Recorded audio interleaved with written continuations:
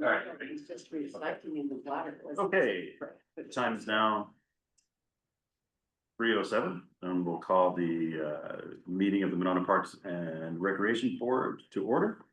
The date is September 10th, 2025, and Jake, have you noted the roll?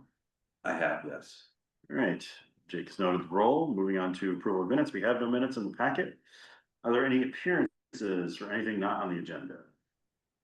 No one online? Everyone is on, that's. All right, seeing none. Unfinished business, there is none. New business, A, discussion recommendation of 2026 operating budgets for parks, community center, outdoor pool, recreation, after school, summer camp, and Grand Crossing Park. Jake. All right, you guys, welcome back. So we're in budget season. And this year, our instructions are to keep an increase of the operating budget at 3%.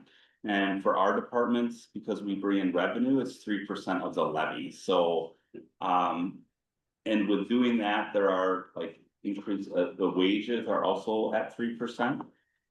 Benefits, we just got like health insurance is gonna be like a 9% increase. And so some areas it's still kind of a flat budget, even, you know, not cuts necessarily, but increased fees for programs, but not as great as what we had saw last year. I think the goal overall, holistically, for what we're doing is that we continue to keep our costs flat or a small increase for our residents, and our non-residents will continue to have to pay more to use our services in the areas that we have. We also had a request from the mayor that we break out some individual components out of the recreation budget. So historically, we've just added Grand Crossing and ice rink and concession sales into the rec budget, along with the after school program and the summer camp. So a lot of discussion has happened over the years over the finances of those programs and that they are covering the cost. And so we spent a great amount of time as a staff and looking at how to allocate full-time staff wages and benefits across those various budgets. So now we have 7 budgets, I believe. And so in the first page, just kind of going over with the numbers, it all deals with the levy. So if we brought in $1 million more than what we typically have, we could spend $1 million more with expenditures and wages. It'd be a net neutral to the taxpayers. So if you look under the numbers, the total levy impact from this year's budget for everything that we do, parks, recreation, pool, community center, after school, summer camp, GCPUs, $974,000. So a 3% increase of that levy for next year would be a little over $1 million for 2026. A lot of that is gobbled up into staff wages and increases there, health insurance, seasonal wages that we have to update as well in certain areas. So we do have 9 full-time employees in the department. And 2 of those positions were added. Actually, 1 position was added this year, was a 4K lead programmer based on the demand for that program. And so we have had that position actually approved and authorized in the budget. We just didn't need to fill it until this year based on what we were coming in to the program. So this year, just in summary, a couple different things. We reallocated a lot of it, so it all looks completely different from some of the fees that we were housed in the recreation budget. For example, canoe kayak lease program is in the rec budget. That's not going to go as a revenue line item in the parks budget. Park field rentals, so baseball field rentals, tennis court rentals were traditionally in the rec budget. Those now go as a revenue source in the parks budget. Shelter rentals, which is a large part of what we do administratively and staff, were in the general fund, so not accounted for in any particular budget. That got moved as a revenue line item in the parks budget, along with the boat launch fees permits, so the season passes and the daily revenues. So those are all revenue. Previously, boat launch and parks were in the general fund just as an ongoing permit or service to operate. Those are 100% services that are encompassed in what we do at Parks and Rec.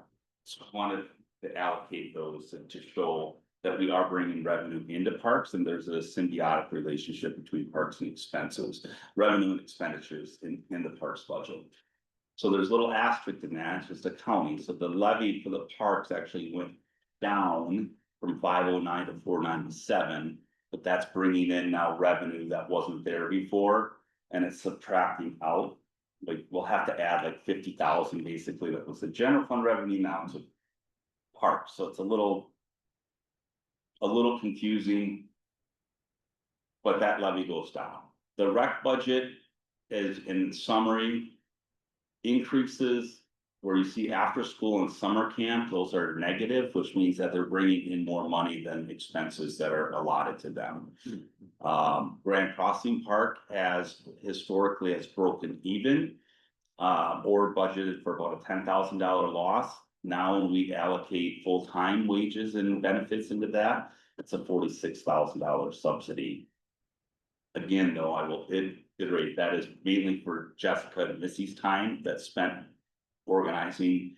Regardless of what we have or don't have, those positions are here, would be picked up somewhere else. The pool sees the biggest significant increase in levy. It is getting more expensive to run the pool on year to year, and we issued significant fee increases last year. And almost to a detriment to our Monona residents on like our family pass, the numbers of like the day revenue versus the season passes didn't catch up. And so a lot of families will use like, well, how many times would we go to the pool? How many people would we go? Where's that value proposition for a season pass versus just paying the resident rate as we go? The community center is this building and has a lot of costs associated with supporting senior programs, quite frankly.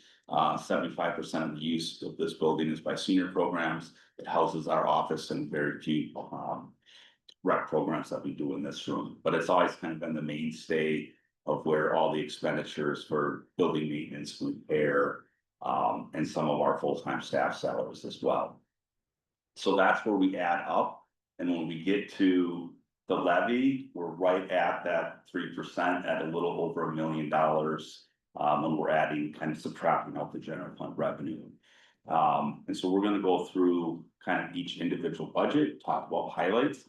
But for the most part, this is just a very cost to continue programming. We're not changing a lot, we're not adding, we're not taking away. There's still some questions that we need to get answered over the next couple of years from a department basis. But for 2026, we want to continue to maintain what we have. And we've got need some clarification and some direction, I think, from the electeds regarding public safety, facility building, and where that would potentially impact what we do with Maywood School at the end of our library lease. So those will hopefully get a little bit more clarity in 2026. Any questions on summary? Okay, let's get into it. Okay, so the community center budget. As we look here, this used to be a facility that had some revenue with rentals. Right now, we are not renting this building out for private events. We are supporting Monona-based organizations if they want to meet here. So Girl Scouts meets here, Boy Scouts meet here. We host like a little badge consignment sale, any event that would eventually be open to the public, we're interested in hosting here. The main hall now looks pretty nice, but I would continue that might be something that we look at. Again, having groups in here, we just don't have staff, we don't have available evening staff, and so if there's something wrong with the building, it's coming over. So that's where that, you don't see a revenue line item for that. I think it'll be a policy discussion about how we use the facility moving forward for outside groups that are looking at it. The rest of it is salaries, benefits, utilities, phone, service contracts, contracted cleaning, all the elevator, HVAC that we have, grounds, rodent control, etc. And then janitorial supply and building maintenance and repair. So this year, knock on wood, we haven't had too many repairs to the building itself. I think our contracted service with our HVAC provider's been pretty good at staying on top of things that might need to be repaired. We did have in the Capitol, one of the, air conditioning elements get replaced. There's 4 of them, and one of those was like $22,000. And then, of course, we just finished with what I call cosmetic remodel and stairways, so not anything necessarily related to, efficiencies of the system or boilers. We have replaced all 3 boilers in the last 10 years that predominantly do heating. So in that case, it's been pretty good. But it's basically more of like an administration budget. We've talked about maybe combining this with just like a park and rec. Less budgets. I was hoping to go the other way, but we kind of went, hoping to get less budgets, but we ended up with more. But the community center is just one that, the senior center budget is so small. In comparison to the rest of the budgets, and trying to allocate out to the usage that they have and shared building responsibilities, it just falls under our department. Any questions on the community center budget? No? Okay, so recreation.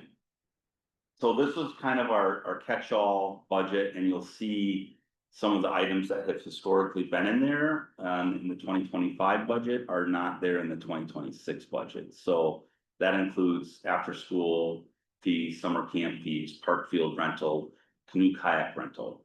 Those are all in different budgets for next year. Where we see is our auxiliary programs that we have, so our 1-day programs, our dance programs, our tennis programs. We have adult rec fees, which is a lot of pickleball, learn to series, exercise classes, and then our youth sport programs are still housed in the rec, along with special event revenues. That would be from our beer gardens, from Fall Festival, Hoo Hoo Hustle, the Halloween Spooktacular, etc. That is one area that we'll probably have to look at from a time perspective of how much time it takes us to execute those events, about working with different partners to right size maybe some of those events with the available staff time that we have and the facilities that we manage. Same thing with the expenditures. So a lot of if you look in the rec budget, we go from 453,000 in this year's budget to 100,000. And so that's just a prorated allocation of up to probably 7 of our 9 staff are reorganized over different budgets now. The rest of the wages for part-time employees, those are what covers our youth sports and adult exercise. Those instructors are under part-time wages in the rec budget. A lot of the program fees that were associated with after school or summer camp or Grand Crossing, those are X'd out of the expenditures. So pretty much that status quo from the rec budget, it just changes the allocation of full-time wages and then the part-time wages as well for those various elements.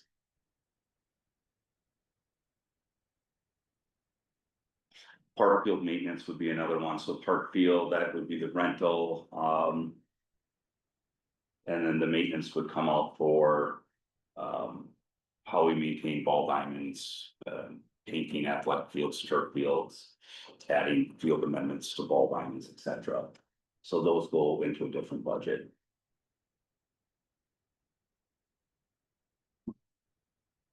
Questions on the rack? This is where it gets a little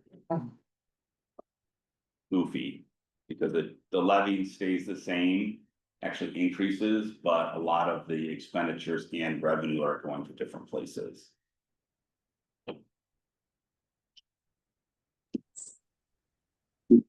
Jake, I had a question about the community center. I put it in the chat. I don't know if you saw it. Oh, yeah, no, it would be, yeah. Sorry, so I'm just wondering if community partners that you rent that out to in the Monona area, do they pay a rental fee for that? They do not. What we do is we ask for volunteer service in exchange. And so Uh-huh. like the Boy Scouts are really good about doing service projects in the park system. Or volunteering for like cleanup of like events, so. We actually just had some communication about like, I need 10 people at the end of the fall festival to, help break down. And so Okay. if they're willing to do the setup and takedown and can be responsible for their, group while they're in the building, we can set the doors to open and close. And then they provide that volunteer service, so. Oh, It's one that we want to be able to actually engage more of our community organizations, so think of like your sport club. And to see some banquets where you bring, potentially bringing food in, and so we do have contracted cleaning in the building every night, so that really doesn't change whether there's. Groups in here or not, but we just don't want the facility to get trashed. And, we right. wanted to make sure it makes sense, so. We'll continue to have those conversations, because at some point, with all the things that we have, with the facilities that we maintain and manage. We would probably have like a second shift building supervisor that may end up going to, the outdoor pool and the below deck concession stand or the ice rink, and then here, and then over to Maywood, because we're starting to add more programs at Maywood School as well. We still need to flush that out a little bit more. Gotcha. Thank you.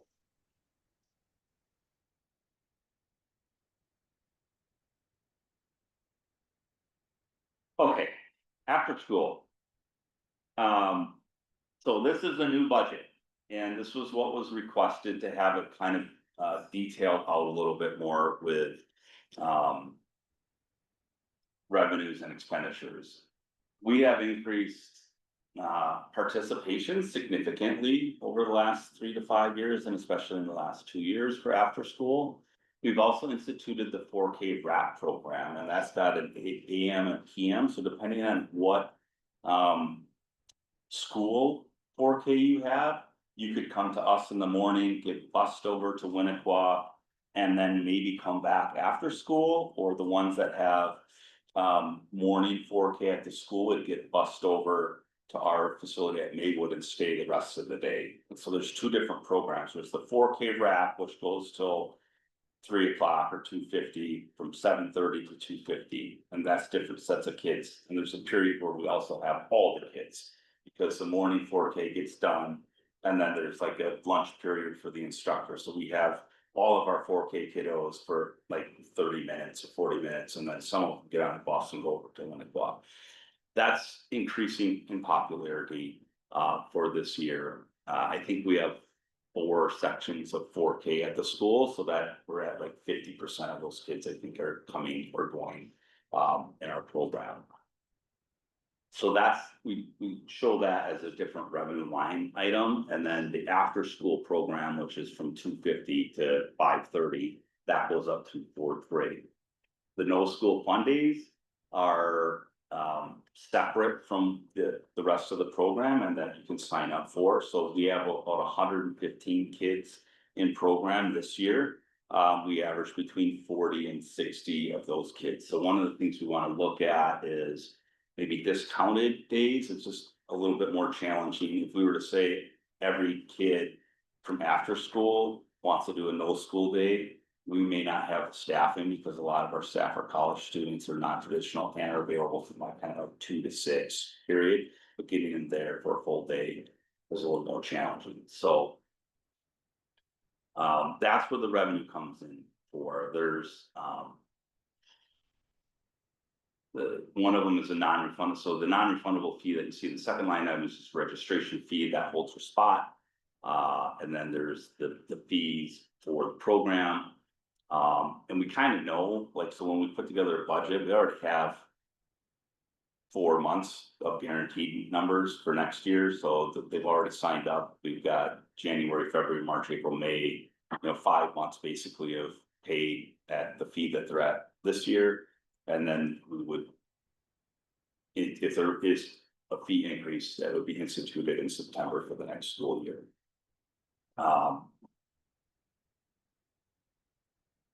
And we broke down kind of the expenditures similar to what we have in our other budgets. So admin salaries, wages, part-time wages.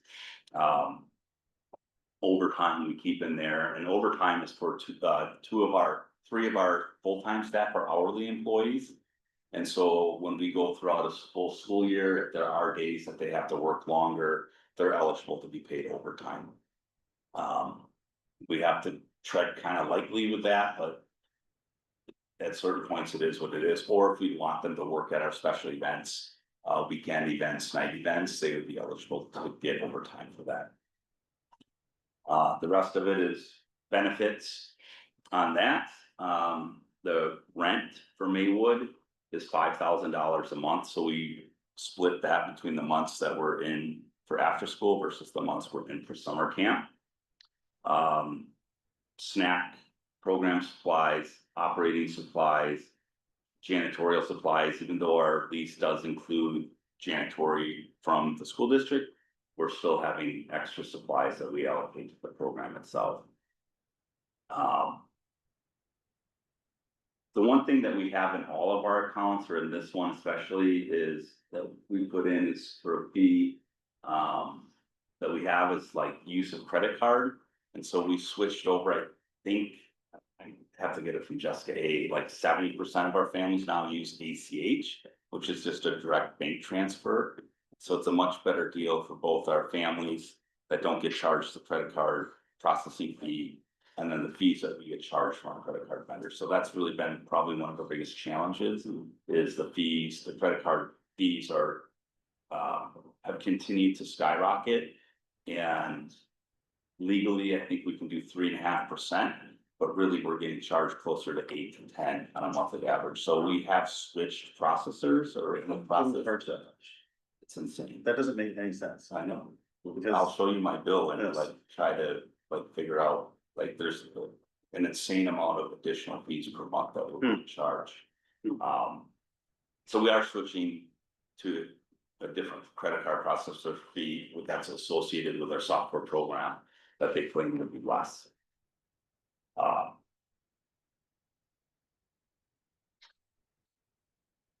Jake, I've got a couple of questions on Sure. after school program.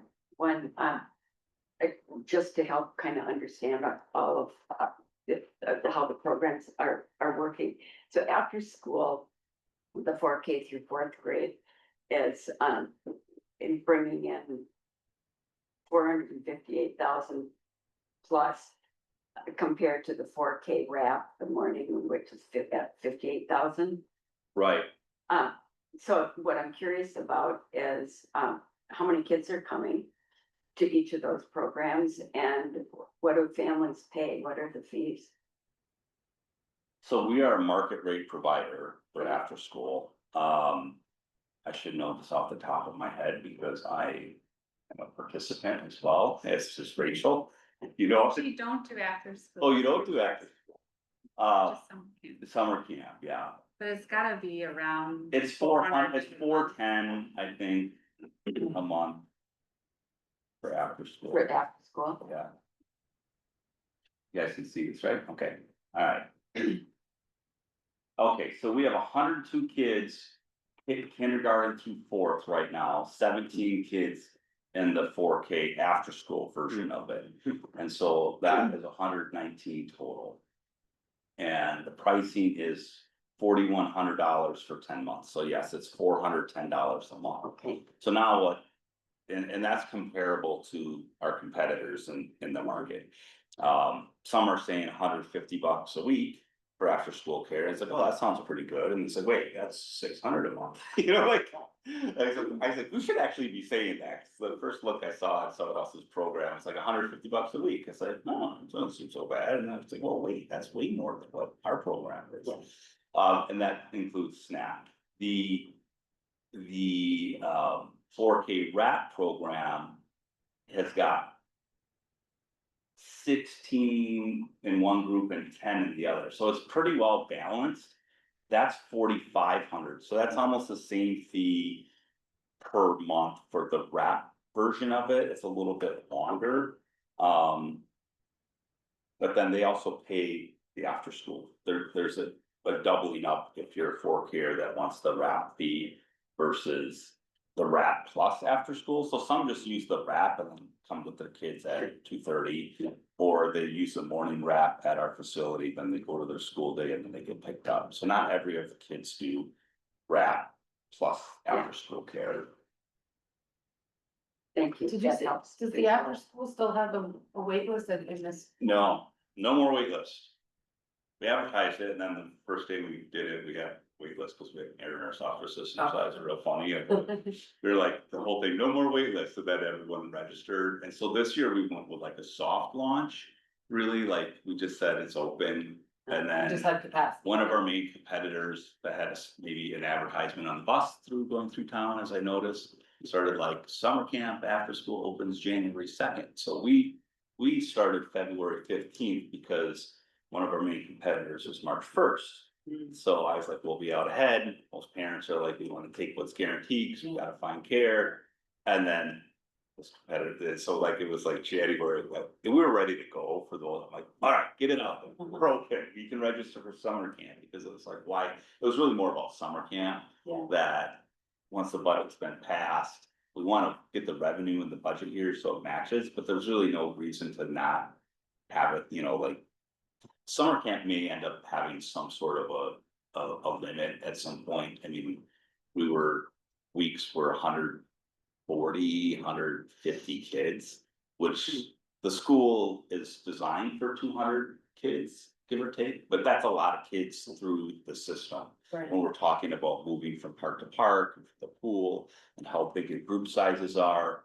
I mean, our field trips were 3 full-size buses. So, I mean, that gets to be a lot of, which I think was part of the popularity increase of the registrations this year, was going on field trips and going to places that, are fun for the kids and, exciting type of deal, but that one we may put limits at some point in the future. We can still handle it for now. We've been really lucky to,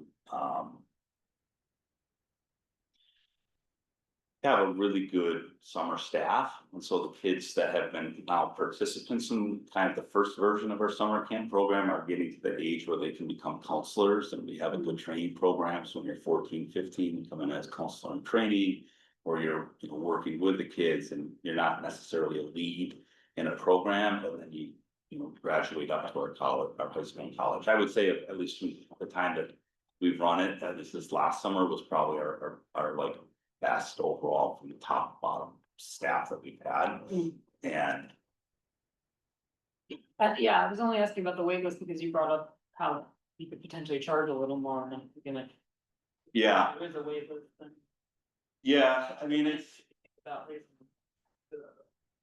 everything, like, it's gotten very expensive. We're trying to, I guess from my position and from my staff's position, I want to make sure that we are advocating for the value of having childcare in this community for all of us, not Yeah. just for the parents that it affects, but it's a really good thing for a community to have a strong after-school program and a strong summer camp program for our children. It makes our home values, higher. And so that is the messaging that we have, because we as taxpayers, right, we pay for a lot of things that maybe you don't have access to, right? Like, maybe we're not old enough to use the senior center services, but it's great to have. And so for childcare, which we are charging a fee for, it's like, well, that should make all the money, but it's also a very good value. And if we get to a point where we still have to be able to justify our costs, and so these are making money, but we're also basing on a known quantity. So normally with an unknown quantity, I'm taking a guess and I might be putting that revenue at a midline. This, I know I'm gonna have 117 kids, so I can just use 117 as my number for the fees. And then we have set wages and we can shovel more of our own administrative time into that budget if we wanted to say, well, does it break even? Well, yes, none of my salary is allocated to summer camp after school. Not a lot of my time, quite frankly, is because I've got great staff that handle, the day-to-day admin. But if we're looking at it, well, why is after school making money? Well, it's because, we can do 3 things at once. It's not like we go into a Superman phone booth and go, right now I'm getting paid as after school, and I roll into the pool, and it's, we are all working across the board, and even those staff that are 100% being funded by the after school and summer camp, they are doing other things for the department.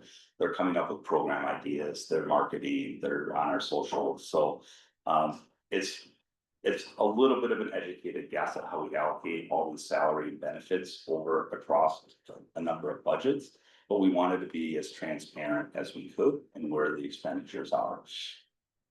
We will have a conversation, I think, at this committee about, you know, the future of the program and the future of the building and what the school districts, you know, requests are, and that's gonna probably happen in 2026. If there was gonna be an extension to the lease or changes in the terms and the fees, we're gonna need to know that by the middle of 2027, so we can prep and prepare. When's the 5-year lease up? We're in year We're two, in year two. yeah, so 2029. Okay. I think for the 2030 school year. And this program is a heavy lift. It is a lot of kids. We have a lot of component, you know, walking school bus from the school over to the facility, and having Maywood has been unbelievably amazing and a blessing. Like, yes, it can be hot in the fall and spring if it doesn't have air conditioning, but having that level of space and be able to provide for our community and the demand of the programs, having 50 kids in this building and running around, it's great. Summer camp. 10 weeks of intense, fun and orange shirts around Monona. So this is another program that, that number is wrong. We have 121 in there. This one's not filled out yet. Hold on. And come over here. You have 121 in the summer camp program? We have, this one's wrong. I gotta update it. No, because this has 121,000 of the taxes, and that's not correct. You gotta go back to our summary. That one got put in an old one. So summer camp is a $37,000 profit, so to speak. Okay, And that's based on the number of kids that we have in the program. And that.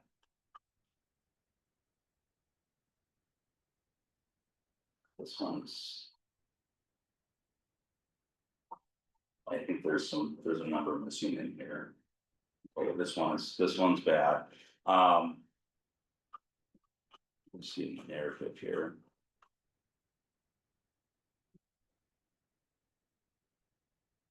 Okay, here we go. Okay, the narrative's got the correct information. So same thing, we break out the revenue source, we have non-refundable fees. That comes out to based on the overall number, so 500 kids, which is the number that is not unique, but that might be 500 total kids over 10 weeks.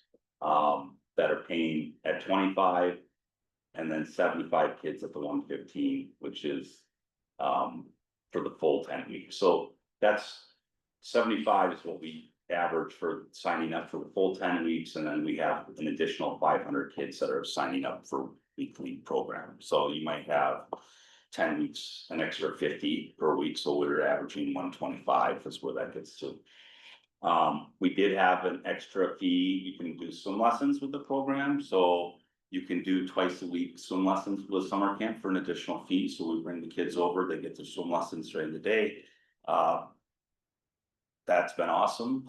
I would say as a parent that they don't have to come back at night 4 nights a week and they get their swim lessons in. Gladly pay that fee, and it's used at a time that.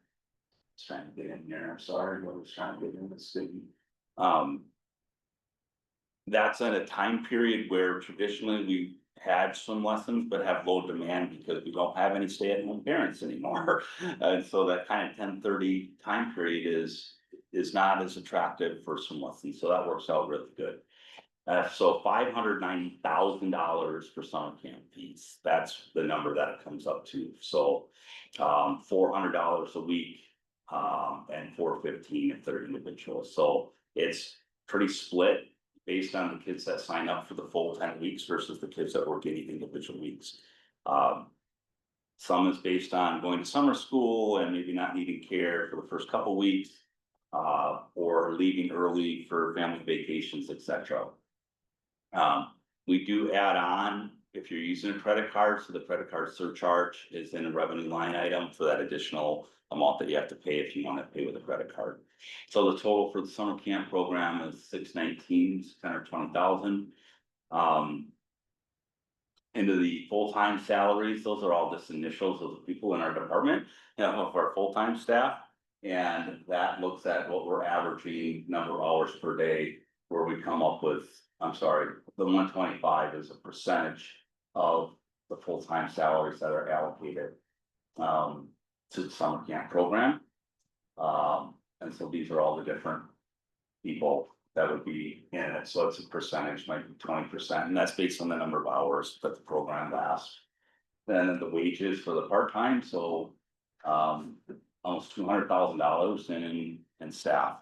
And so one of the things that's unique that I don't think I probably talk about enough when I'm publicly is that we're one of the bigger job providers in Monona now, between the pool and the ice rink and summer camp program. And we are getting a lot of kids a lot of experience, so a lot of high school students. And that carries over. And so one of the things now by having this program is you can almost work year round for us if you'd like, and in part-time setting. And we are a great reference. So if you've worked at Monona Park and Rec, you've done really well for us, we will give a glowing reference to your next job provider or what you want to get into. We've had multiple of our college age staff that have switched majors because of working in the program. They were in something else and they're like, so you can do like what Jake and Missy do for full time, you know, and they're like, we're going into rec management because we really love, you know, the spirit of the kids and the program and working collectively and having the ability to come up with new ideas within the program. And so that's really, you know, over 150 positions we have, and it's probably closer to 175 when you put in park, seasonal, all these positions in a year. And that's really supervised by 3 or 4 people. So there's quite a bit of supervision of seasonal staff. Some of these numbers are health insurance. We're still waiting on some of our staff, whether they're switching health insurance plans. So that's the escalator for this year. So there's the $5,000 a year, and there's a 3% escalator on the rent. So maybe what rent goes in there, SNAP, expensive, having SNAP available for the kids that eat a lot. Program supplies, that's general for what we need to have to run the program. Operating supplies, so we have clothing allowance. We have a lot of communication, if you believe it or not. If you've seen our staff in the program with walkie-talkies, we have walkie-talkies that have to be like high-end ones because they're going from Maywood to Dream Park to Fireman's to Frostwoods Beach. And then we also have tablets, so we have iPads for everyone, and we're communicating with parents in real time, checking kids in and out. Field trip expenses, 20,000. So that increase in transportation, that was the increase in fees from 2024 to 2025. So we added field trips in. They're very expensive to run, but they covered the cost of what the increased fee for the program is. And I think it's a significant reason why we saw quite a big increase in participation. So we were at landed at Natura, which is an inflatable jumping place in the Dells, super fun. State parks, splash pads, Kalahari, under a tornado warning. So interesting. And then we have to have ones for the younger kids and for the older kids. And so it is age, like we're not taking the 4K kiddos to, you know, Kalahari, they went to Jellystone. And professional development. And so we do a lot of training with our staff on how to handle behaviors. We have CPR, first aid, that's required of everyone. We have associations that we have, and then food for our staff. And so when we do staff trainings, we feed them. One of the areas we probably start looking at some sponsorships to reward our staff. Um. Grounds maintenance, so one of the things that we've been doing at Maywood is in the agreement is that we take care of the grounds. And so one of the things we start doing is our 4K kiddos are planting vegetables in one area, and so gardening tools, mulch supplies to kind of hold up our end of the agreement there. And then the credit card fees, $10,000 is into this account for those expenditures.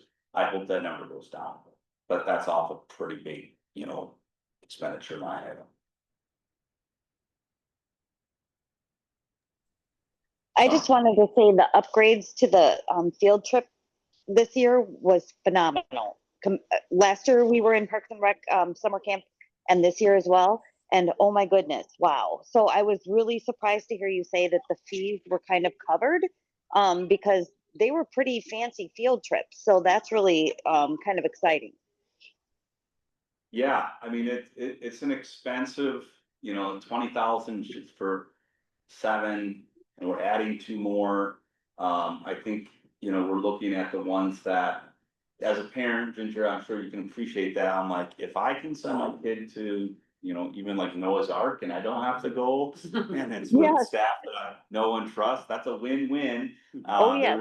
They're with their friends and I don't have to, go through that, exhaustion. And I started my career in a summer camp program and going on field trips, and it is the hardest day by far.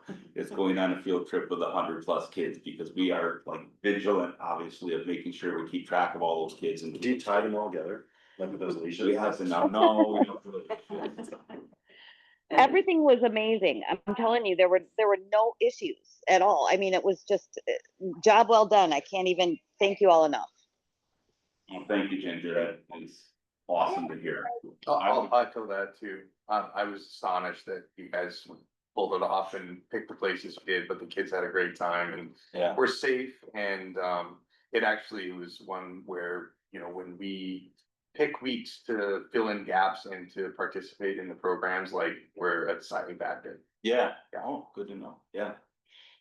Yeah, the back end of how we plan things is probably like, if you watch the show Park and Rec, it is exactly like that. There's a lot of debate, and usually I'm the big idea guy, and then they're like, we can't do that, Jake, that's gonna be, I'm like, yes, you can do it, and then they're like, no. So basically you're Amy Poehler.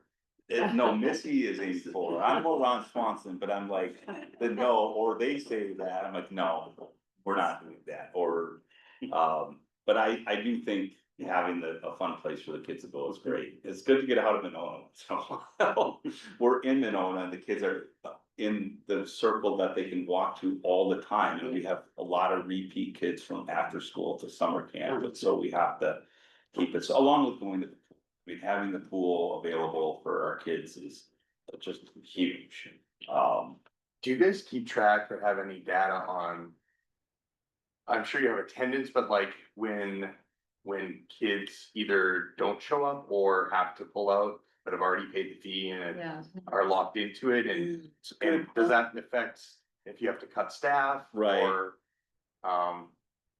does it just, is We it do just? have survey data that we pushed out at the end of summer camp. Mhm. I'll see if we have any questions kind of related to that. Yeah, if you're not continuing, why? Most of the time, we're kind of like filled up, where if we lost, if we lose kids, it's generally after school spring part, and it's the older kids, it's 4th graders that are. I have a huge Parks and Rec credit right now because them pulled out this last year. Yeah, right, yeah, cause they're Yeah. just aged out, and they've they've matured quite a bit, and they can handle, they don't wanna be with the littles anymore. Yeah. Yeah, I mean, we started at K5 and then just realized 5th grade is like way too old generally to be in with the younger kids, and almost to the point where they start causing issues, like, Right. I'm gonna mess with all the little kids because I'm bored and I don't wanna do all this stuff. We've done it all for 4 years. But it is nice that I've noticed that, you've taken some younger kids that maybe have older siblings Yeah, and bumped them up, yes, to be a little bit more socialized and, yep, you know. Right, that's all case by case, situation, like it's like a school, there's always exceptions to the rule and things that might work better and, we just reshuffled our groups already at after school, I started with 5 rooms, now up to 6, because you had to try to find the right balance of kids and instructors and ages, and yes, those siblings might be more ready for being up in a group, and there may be some kids that need to be down in a group. But the team does an amazing job, I mean, to the point where I don't see a lot of feedback coming to my desk, usually gets handled by, Jess A and her crew over there. We did have, Jess R left, Jess Rose, a wonderful staff member, day to day in with the kids, be loved by the kids, took a different opportunity. In Illinois Park District, but we were able to backfill with Laurel. And she had already been in and was doing a great job, so we're very lucky to have the people that we do day to day. I probably have one of the more challenging kids in the program, and like seeing the patience that they have. With the kids and kind of continually to use the facilities that we have, and it's second year in the facility, so overall it's been a rousing success. And I would anticipate, like, the summer camp, we would probably start to see more participation, even non-resident, because we do have that, I mean, there's several non-residents based on where you live or where you work and how quick you can get them here. And then what they have available in their community, and word of mouth travels really fast, so if you have a good experience, you're telling other people about the experience that you had. And it's a unique situation to have a facility in the middle of town. Just gonna say, just the pure convenience of it. Right, and it's super convenient. Just the service too, Jake, I think, for young kids, they're all very pleasant and smiling and receptive. And one piece of feedback I got from a few of the kids was, that as an employer, they care about burnout, or, I think specifically one example was, getting them exposure to different things. So if they're, maybe on duty with the classroom or kids for all week, they might get some reprieve and go do some maintenance work or Yes. something. Yeah, I thought that was really cool. yeah. Yeah, and that's, yes, especially for our full-time staff, like, yes, they have some different opportunities to not be with the kids. Other here. Any other questions on summer camp? I had one comment, and this relates to the budget, as far as one example I saw recently was where in Dane County Park specifically, they funded a position through another nonprofit, a volunteer youth coordinator Yeah. position. I don't know if you saw that. Yep. To obviously meet the need and Yeah. to, create dollars, without having to take out of the budget, but by partnering with another nonprofit. Yeah. Stay tuned on that. Okay. Different area, but yeah, we've got some other options for that. This one doesn't, I mean, you may laugh, but if you follow sports and what's called NIL, name, image, likeness, WIA, the governing body, has allowed high school students to be compensated for their name, image, and likeness. And so one of my ideas is that, you start to be able to advertise our programs with some of our standout high schools, so there may be some marketing that comes into these budgets where we're able to use the power of the popular, athletes in town as a way to promote our program. So like right now, it's really like I was shocked if you saw the Metro buses and how much advertising was placed on those for one of our competitors. And it is, I think our radius of what's available for people, could possibly expand for additional, revenue opportunities. But also like this idea of we're only as good as the staff that we have, and how we can compensate them, and how we can make sure we stay competitive with its wages, whether it's benefits. At some point, we'll have to look at different classifications of what their status is, if they're, permanent part-time that has eligible persons or health insurance. And so when we say like, oh, this program's making money, and like, it is, but it's because it's like at the high end of participation, but guess what? We are going to have to continually to reinvest in our staff, and that's gonna end up costing more money. And we wanna keep this price point where we're competitive with the market that we're in. Because we don't have a mechanism right now for, people that are on fixed incomes or free reduced lunch. So we're still grateful for the YMCA program that's at Minnetonka School, because that is able to, accept, those benefit programs and have a reduced cost for those. So we do still have options within,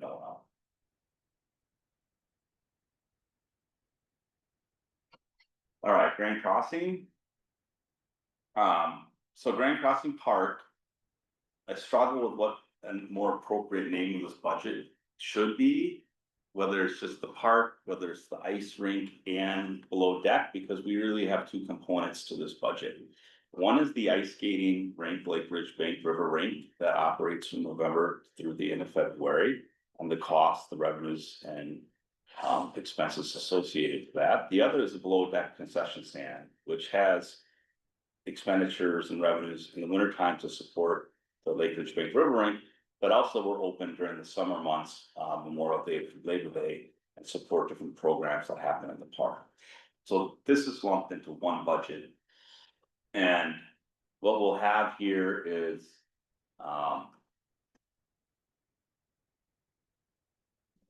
there it is. I'm gonna go from there. So Jessica Walsh is a rec supervisor that is in charge of, the management of both the staff side of the rink and also for, below deck and park. And she does a great job, I think, of working with our high school staff and college staff, making sure that we're staffed appropriately at the different times, and also to try to keep track of the financials. So the gist of it is the ice rink makes money, covers our costs plus some, and the summer operation is break even, if not a little bit of a loss leader.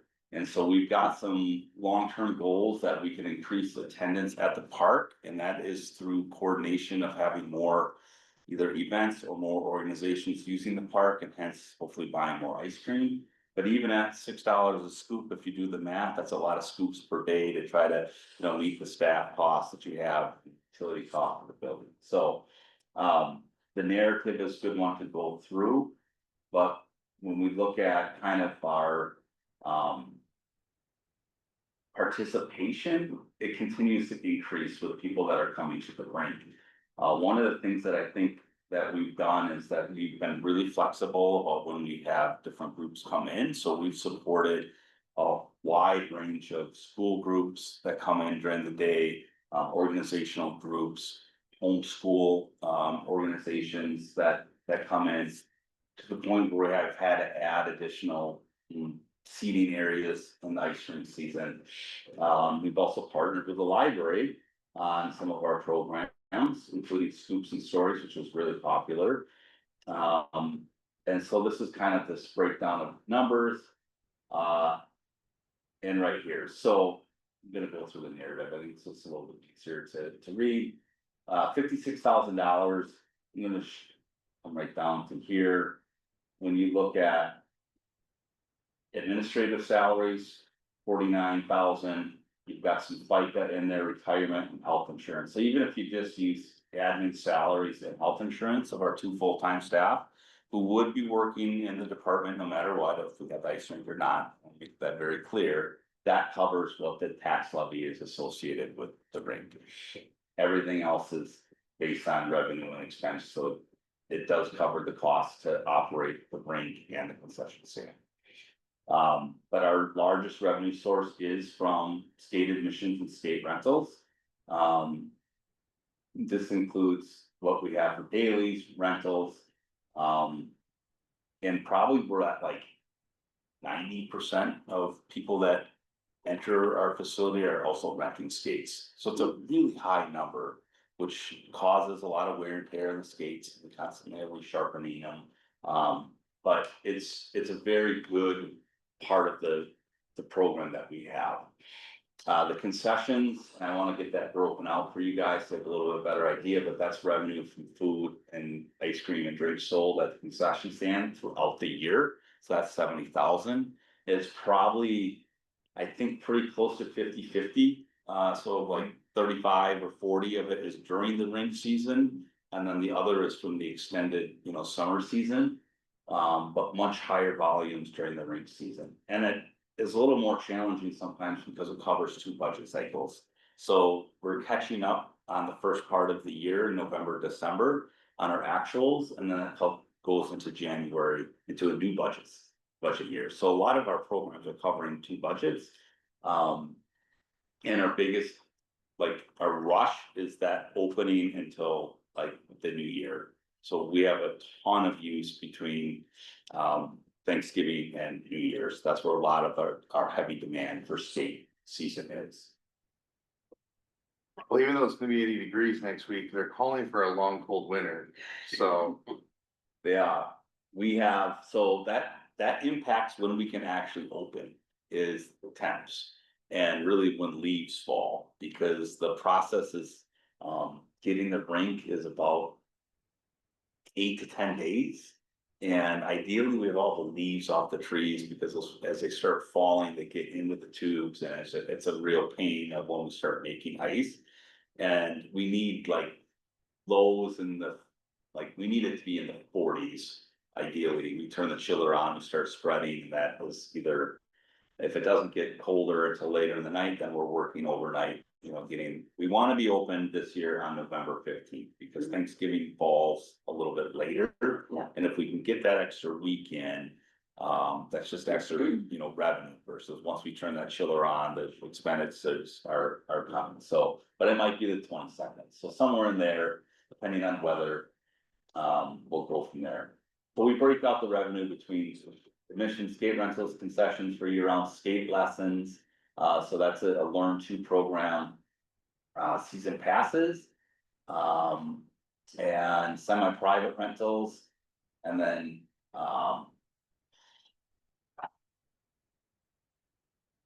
private rentals this year. So one of the things is to balance all that out. It's just like the pool. So people would love to have private rentals at like 3 o'clock on a Sunday afternoon. Like for kid programs. Well, that's also a really popular open skate time. And so like, we're looking at different options for nights. So we offer a Tuesday night program with our business partnerships.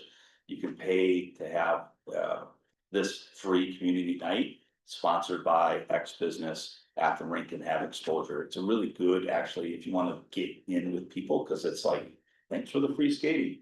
I'll listen to your spiel about, life insurance, or whatever it is that your business has. That we might be able to put in another night for private rentals, although I'm trying to schedule a lesson program that's consistent at the same time of day, and then the ability to have those rentals. It's,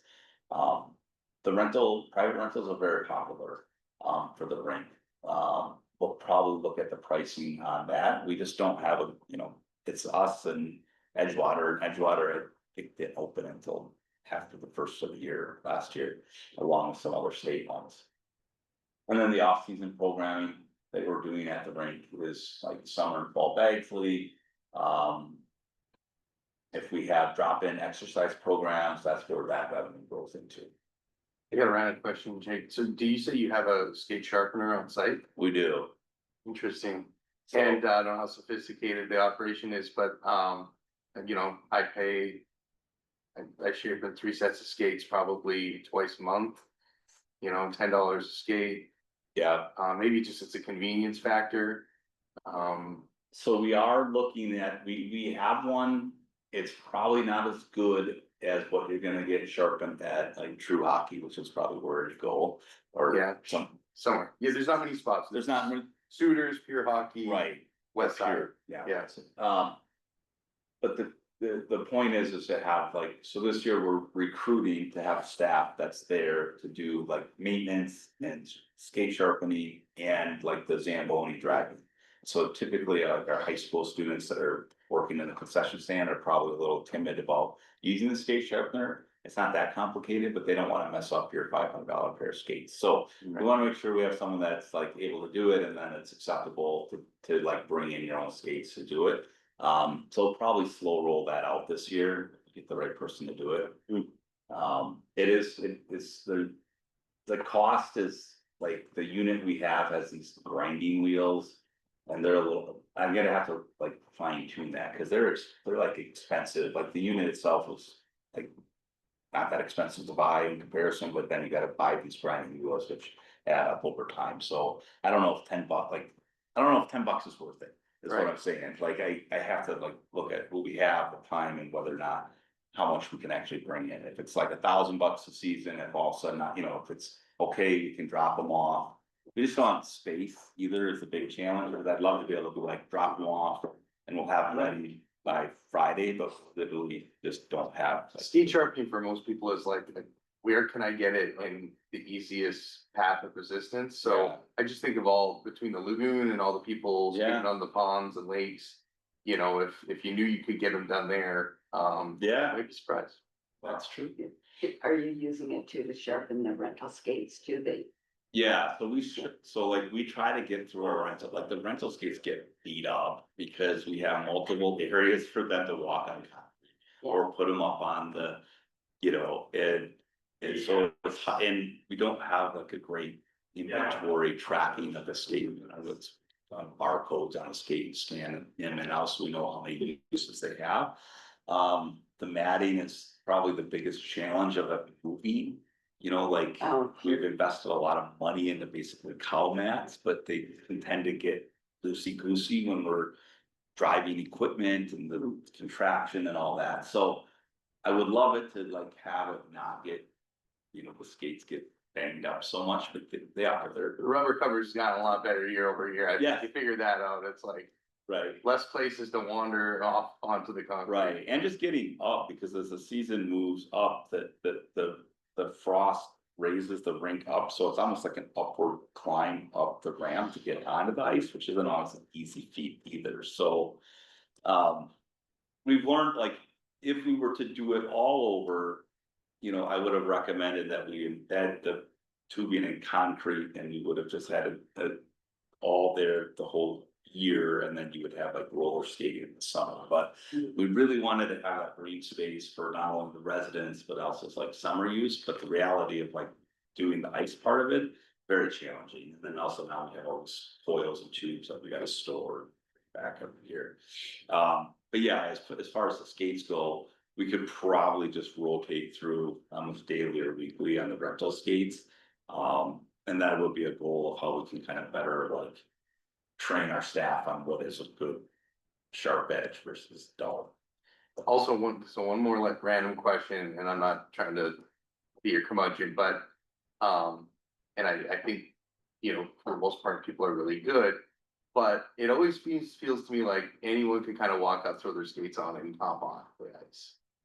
Yeah, I mean. And I'm not saying I've seen Right. enforcement, but I've also seen like, and I don't think people are taking advantage of it, but it's like, Yeah, I mean, we have have you video. seen any of that? Or- We've gone back and forth on what is like an easy way of like admission bans. Mhm. And how that books, because you've got coats. Right. And then you do like those wristbands that are like, more paper, and then it's, so like we've had skate monitors, I mean, I think. Behavior on the rink can sometimes be challenging of like kids or adults that are, skating wildly, and. We have had to take the skate assist away because those were the bumper cars, so like. Including my oldest son and his Yeah. friends, like I get it, it's fun, and then it's like annoying, and then we have to go out and yell, and so. We talk about that at the pool too, I don't think it'd be as significant as people saying they live, ask them if they're residents versus not, and.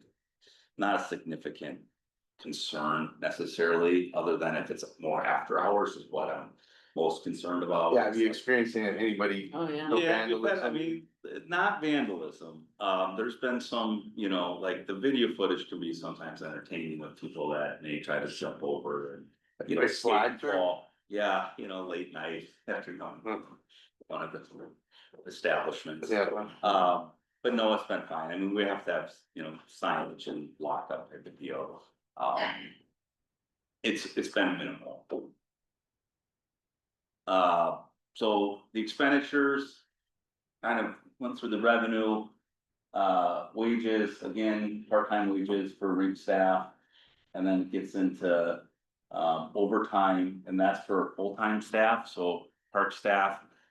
We have 2 full-time park staff, and they are on a rotating on-call with myself if there's an issue with a break. And so that's like a daily check of the chiller. It is coming in to do the Zamboni driving on the weekends and be on call if there's an issue. So like we've had several times where the glycol, which is a fluid that runs through, like kids have purposely chipped through the ice and then cut it, the line, and it smooches all over the ice. And it is like, I've had to do it once myself and it was brutal. Like I almost froze my hands off because you got to surgically clamp and repair it right there. It's an emergency state. And so that accounts for their time that they get paid to be on call for that. The rest of it, the gas and electric charges, pretty expensive. But so the way MGE works is they'll put the service in, and on a chiller, they take the highest use day that's it's used, and then that sets your base. So even when we're not running, I have 2 meters. The meter for the chiller costs $400 a month just to have the meter in. So that's over $3,000 a year that we're paying, basically having access to that. Phone, internet service, cameras, that is accounted for. Operating supplies, so replacement skates, staff apparel, uniforms, expenditures that go to support both the ice skating and concession. This should be, I think, 5,000, that's not 500, that number's wrong, it's there. Yeah. 26,000, so. That typically is what we look at for doubling up with our concession expenses, you get a little bit more there. On what it costs for the hard costs for concession expenses.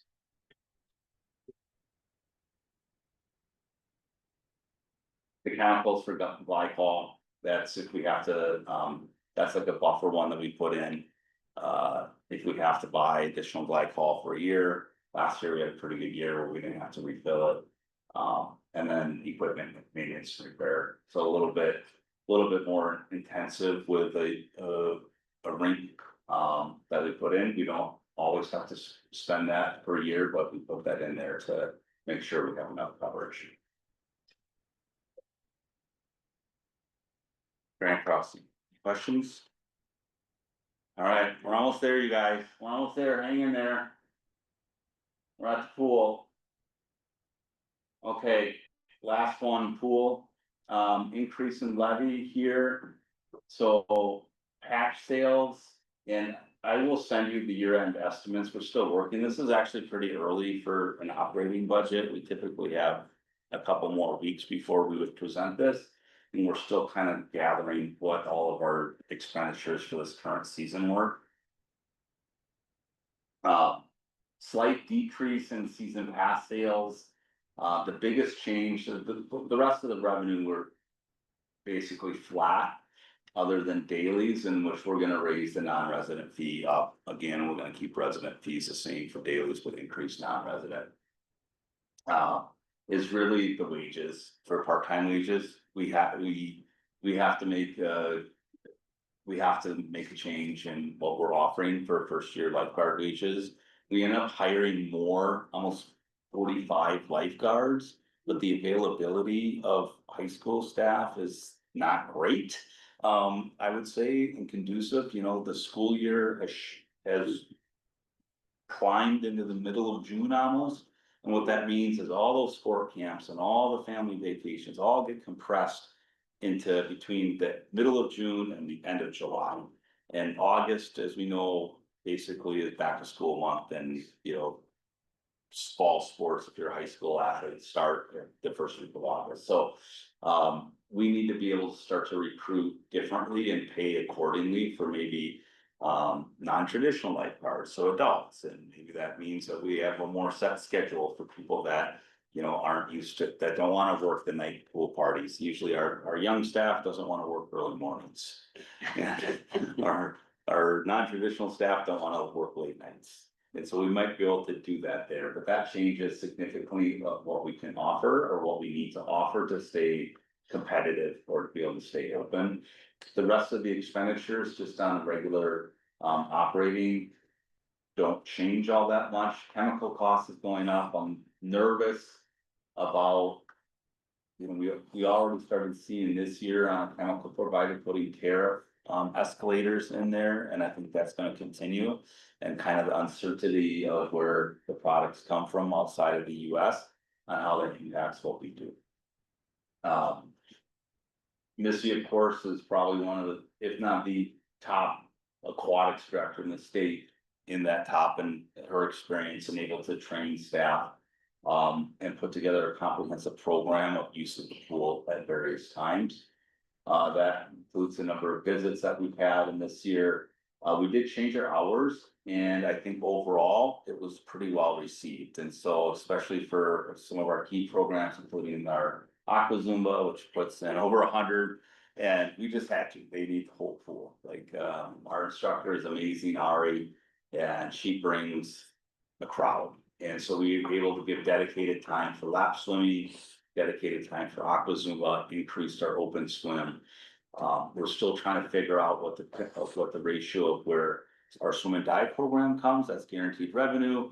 But they also have the same challenge that we have, right? Their staff doesn't want to get up early and their swimmers don't want to get up early and swim. And so we may have to look at where that comes from, but it's not gonna change kind of the revenue. This is always an interesting one that I like to look at, is where our daily admission breakdown is coming from. And so still our most significant part is our youth. And that is one fee, whether you're a resident or non-resident. And we kind of did that because for years, we felt like we got better transparency and people claiming the residence status if the youth were the same. And so we bake on, you know, we're non-resident adult, but youth is the same fee, and so we're getting that bump instead of saying, yeah, we live in Minnesota, I'm gonna drive. And so it may get to that point sometime about like verifying residency, but on a very hot day, the goal is to get as many people in as quickly as possible. So you look at though the difference here, resident adult, non-resident adult, so there is a fee difference, but we do bring in a lot of non-residents into our pool. And night swim is the one that we consolidated a little bit. And had last, so we have an hour and a half, that's kind of where we made up that extra time, is reduce the night swim from 2 hours to an hour and a half. Is the group sales like other summer camps? That you Yeah. do? Mm-hmm. And that's one that, you know, we're gonna have to we tried to get them to pre-register on a day and say we can only take 2 groups of 50 or more, because it can make it really not a great swimming experience for everyone else if you've got 150 group, plus our own group, you know, of kids and how many we can have in. But we don't always get that. We do sometimes just get a group, a bus that shows up at our doorstep. So that could be a policy decision about whether or not we allow those to come in. You know, when you look at that number, but they do come on rainy days. Like that's the flip side, is that our Spartan Day Camp from McFarland, our Out and About Day Camp from DeForest, they have set days and they're coming because they've already got the bus secured, unless it's like, so they can fill up sometimes when it's not busy. This year was like hot, it's humid, hazy, almost the whole summer, so we didn't have a ton of rainy days. We're gonna continue to look at what that pool schedule is, and bring that back. We are gonna increase the private pool party rate, so that is one that we have multiple wait lists on almost every single day that we have available. It is very popular to rent the pool, for a private event. And I think that's like 450, 500 for residents and then additional for non-res, but like especially as it gets towards the end of summer, it'll be like 3, 4 groups on a wait list to get into the gates, so that's definitely one where I think we can increase the lead. And Bruce is really quick and it's a lot of big numbers. So here's just the fees, if you want to, are interested in that, family fee, 175 for season passes, non-resident families double, 350, now going up the. Increase. Individual 80 for resident, 150 for non-resident.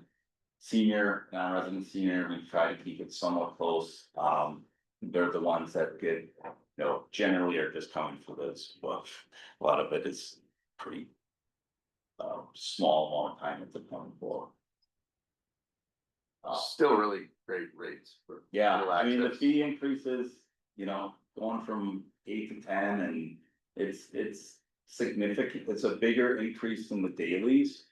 But we're hoping that more people will buy the season passes, so we kind of get to that Mendoza line of what it.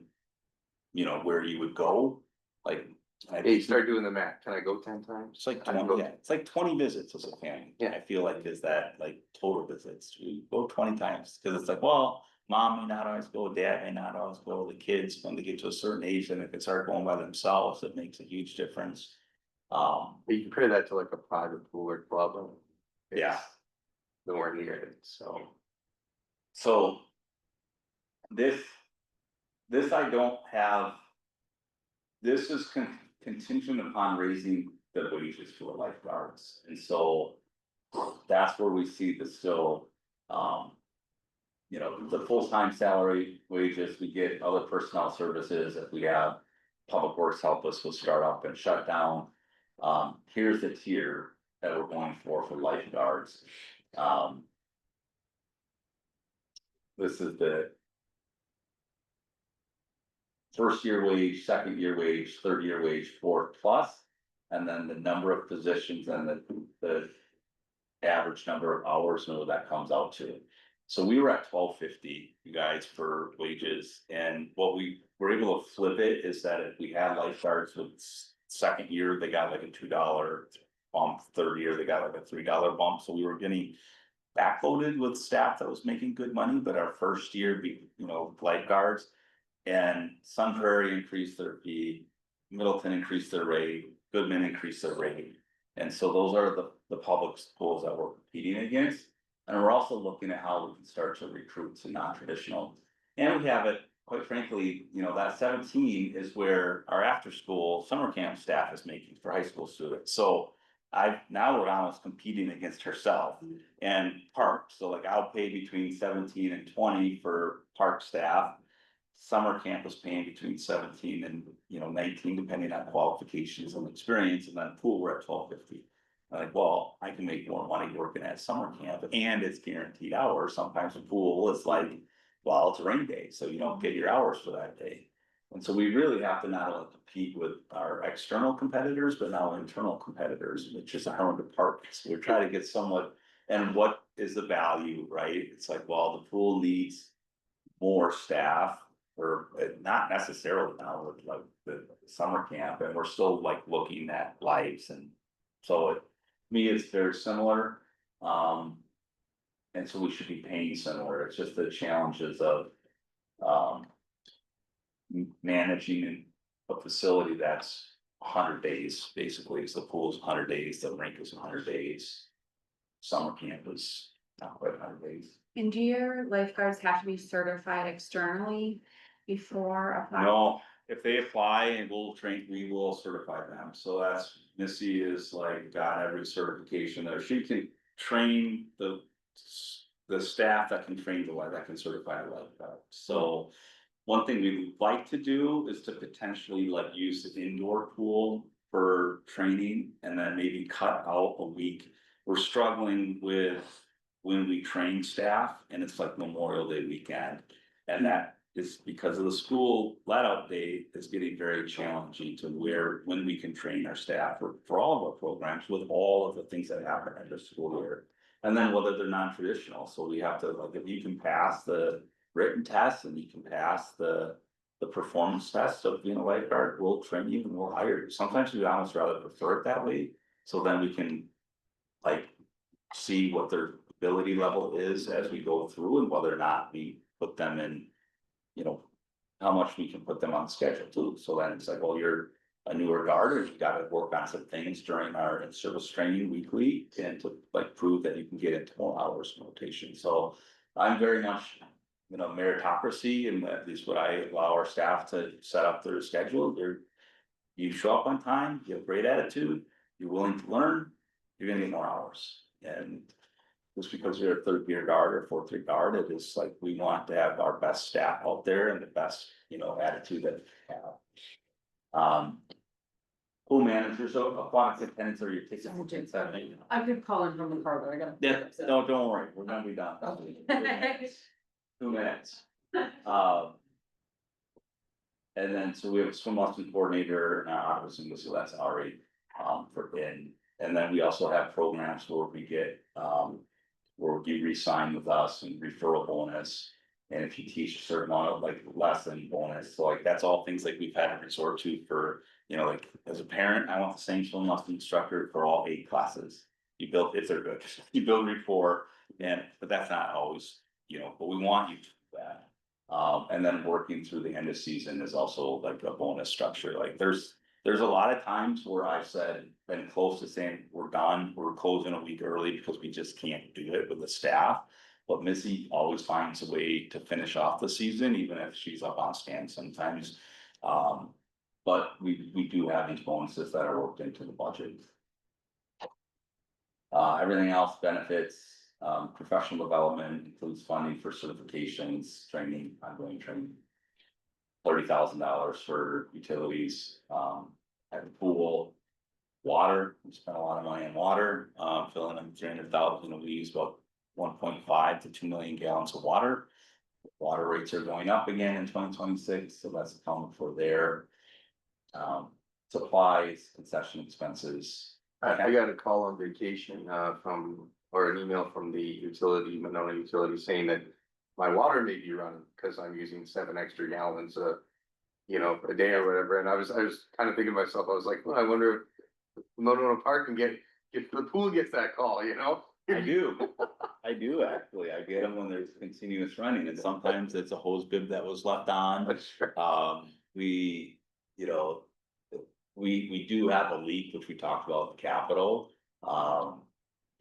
But yeah, I check our meter frequently, because it also is like, well, how much water are we using? That is gonna be bad news bears when it comes to end of season budget time.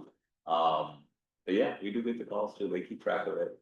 And some of it is like, really, there? So it's usually definitely a leak, you know, somewhere if it's continuous usage, yeah. Equipment, maintenance and repair, and then our credit card processing fees coming there, 30,000. So that's where the bulk of it is because so many people are using card to enter the pool. And like everywhere else we've gone right as cashless, UW Sports, Pro Sports, all cashless. And like almost, the reason why we don't go the other way is basically security. You know, I don't want to carry $5,000 in cash a night, you know, at a facility with 14 and 15-year-olds. So we're gonna figure that part out with the credit card charges. But I think that's still kind of the way. We still do allow cash, and there are outdoor pools, you know, in Wisconsin that are starting to go cashless. Some of it is just like cash handling procedures and security risk from not only external theft, but internal theft, so. That is common for here across different budgets, but because of the revenue, it makes more consistent in using credit cards. Okay, that's all the budgets. Questions, comments, concerns? It's a lot of work. a lot of work. I kind of like the new breakdown. Good, I do too. Yeah. okay. Yeah, I think it was a really good exercise. And I believe that because my voice gets annoying after a certain time, I'm gonna have our staff that is in charge of these budgets present at the council level, because I do want them, as you guys as elected officials, to understand that, you know, we have other managers that are part of this. And I think they are best apt to talk about their individual programs. And so I did task them with putting together their budgets this year. I reviewed them. I was really happy with how thoughtful they were in managing the expenditures and also, you know, the revenue. And so we talk about it all the time because we're very, it's always been the direction to me to recoup as much revenue as possible for this department.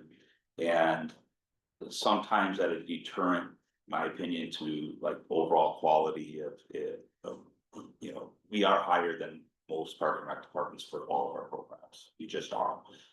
But we also provide a level of service that I think is higher than most other park and rec departments as well. And people are willing to pay it, you know, at that point. And so we make it work. We've been able to, you know, fund these positions and extra staff, you know, based on revenue. And we'll continue to try to earn the trust and the opportunity for people to spend their money with us at FPL.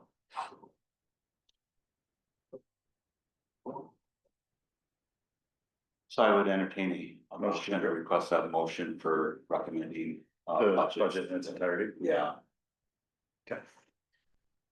Would anyone like to make a I'll motion? make a motion to approve the budget in its entirety. Any further, was there a second? I'll second. Any further discussion? Seeing none, all those in favor? Tony, did you have something? No, I'm good. Okay. All right, seeing none, all those in favor? Aye. Motion passes. Thank you. That brings us to director's report. Anything, Jake? Yeah, I got nothing. Okay. I mean, the budget process is kind of director's. Budget, yes, it is, yes. Beer garden tonight, if you guys are burnt out of numbers, See head this? over to Schluter Beach for See this side? No Limit, a great high school band Nice. that plays 90 songs. Good bad. Yes, Oh, starting at 5:30. 5:30. Yeah. Great. quick question, Jake. Yep. Status on the sign at was Is the potential sign, The big still in negotiations with the potential leasing about requirements that we're waiting for. okay. So There's it was like the site plan, yeah, that's what they needed to do. yeah. Okay. It has not been presented, it has not been back to council. There's been multiple challenges that were just not, from a staff perspective, not ready to present it at council. But hopefully. We'll We see. had that overall as the operating budget, now it's been taken out, so Okay. we'll hope to have That's kind of what I was some wondering, resolution yeah. in 2026. Well, most things are on pace to use the budget, right? And things that come short, are over on other things, right? Yeah, I mean, we're tracking pretty good for end of this year. The pool's always like a wild card on whether or not we make our revenue, and we're pretty close, so like. And it washes in between budgets. If we're, you know, trending in one direction, you can look at where we're at on expenditures for one line item and say, you know, I've got some line items now that were pulled from capital. That it's like if we're doing good and we can get more benches and, you know, trash cans, et cetera, we can do it. But if we gotta like cover an overage in another one of our budgets, we'll do it that way. And then we also have the, you know, the general fund, or there's a, you know, well, if it's that, but that's part of our job. Part of my job is to make sure we're doing this as well as we can. And some year-to-date expenses will be over, but the revenue is also higher, so it balances out. If we're a rep, I got a neighbor asked about the piles of dirt over here. Sure. Right at the end of the channel, at the end by the baseball fields. They're filling in the channel. Yeah, No, well, just kidding. that's kind of what it sounds like. We're building No. a dirt bike track. No, Yes. it's not. I was like, you're probably just storing it there? Storing it Yeah. there while the stormwater project's happening. Okay, Yeah. thanks. And that's the one that's running between, The Kelly Place, right? Yeah, McKenna and McKenna and Midmore, Midmore, yeah. that's right, McKenna. are there other lots in there? Is there gonna be some development besides? No, well, so that is that's a city lot. The storm structure is scheduled to be delivered on Monday, so I think they had to do some sanitary work and then they covered it back. It's kind of flat, I think. They did a big hole, put the concrete structure in, fill it back in, and there'll be a walk path between McKenna and Midmore, some public. There's a house that just got torn Torn down, down, that's yeah. gonna be rebuilt. But yeah, that's just for stormwater regulations, which based on the calcs and the numbers, the good part about that one is it's gonna be enough to not have to do anything in Maywood Park in the future. So that's good, no detention pond or underground storage. We can put that one to rest. Yeah, I think we can put that on for us, yes. But I do think I need to, I really just need to send you guys like a Friday email because of like a FAQ of what you're getting. The one thing is we did get some concrete pads put in along the path. The Winnequa Loop, as we're referring to it now, and we have spots available if people would like to purchase for a memorial or family bench dedication. Benches should be in November. All right, Do you, and last question, have you ever been asked, or will you allow scuba in the pool? Scuba? Yeah, somebody probably ran into that, right? And maybe, maybe, maybe check with insurance. okay. I teach with, I'm instructor with Breezeway Bubbles, and you know, being in Wisconsin, when we're not in the lakes, the hardest part is finding pools. Right now, we're in Oregon, New Forest Pool, Cambridge. For like training? We Or do for all our certification? certifications, all our training, we do CPR, first emergency first responder, but. It came up in our discussion and, you know, they're really flexible with that, when they can do it and when they can get in. Yeah, have them reach out. Okay. And, Yeah, I don't. the biggest thing is, you know, the tanks, you know, that's what Right. they're concerned about is. Banging People into dropping tanks. dropping tanks. We're very careful. So. Yeah. Yeah. Have them reach out, we'll look into it. Anything else? No. We have a motion in a second, but I don't think we did For the operating budget, I thought we voted on it. did we? Yeah. I don't have to do it. We had a motion. I in a second. I made the motion. And then Pat, you know, Rachel? Rachel seconded. Yep. Did it? Okay, Yep. sorry. No, I We all was approved. looking for a motion to adjourn. Yes, there we So go. move to adjourn. I'll second. All those in favor? We're adjourned. Thank you, everyone. Thank you, guys. Thanks. Go online, thank you, Tony. Thank you, guys. Fish fry was phenomenal on Friday. Oh, good. Really good. That's awesome.